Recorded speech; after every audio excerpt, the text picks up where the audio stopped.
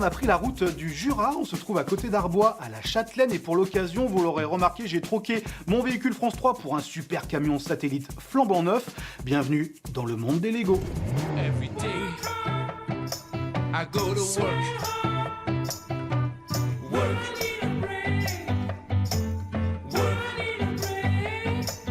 Every day I get work done. Every day now I get work done.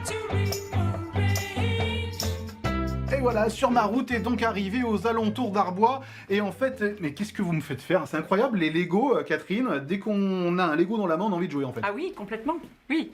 Vous pouvez créer, les déplacer, casser, refaire, c'est infini.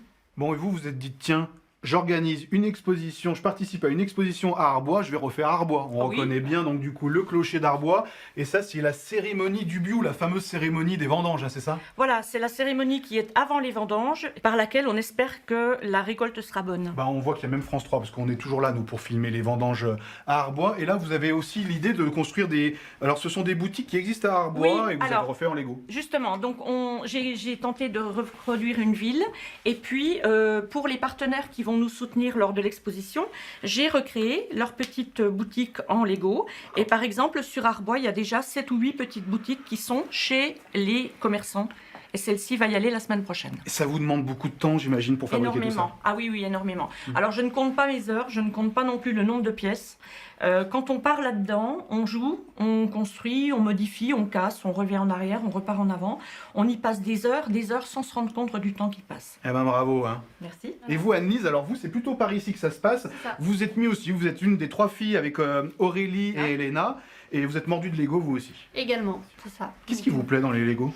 Le fait de recréer la vie réelle, mais Ouais. tout en Lego. Et après, on s'imagine notre monde à nous, on part là-dedans et on met des heures et puis on voit pas le temps passer. Oui, parce que par exemple, ce stade de foot, il n'existe pas dans le Non. commerce, vous l'avez créé vous-même en Ça, fait. Je l'ai créé moi-même, voilà. Bon, et ben dis donc, en tout cas, bravo, c'est vraiment une belle expo. Et donc, ça se passe au mois de mai, les 18 et 19 mai, du côté d'Arbois.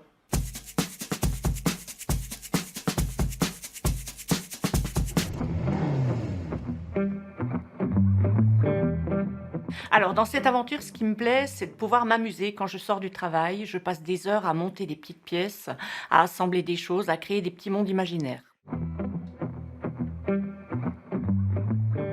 Oui, oui, oui. Alors, dans l'association, on est des affoles.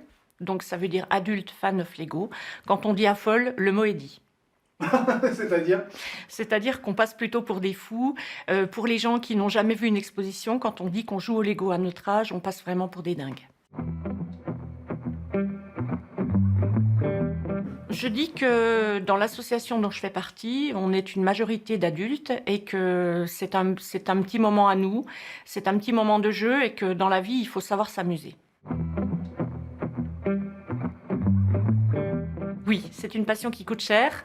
On commence petit, après on essaie d'en avoir le plus possible, on essaie de pouvoir créer.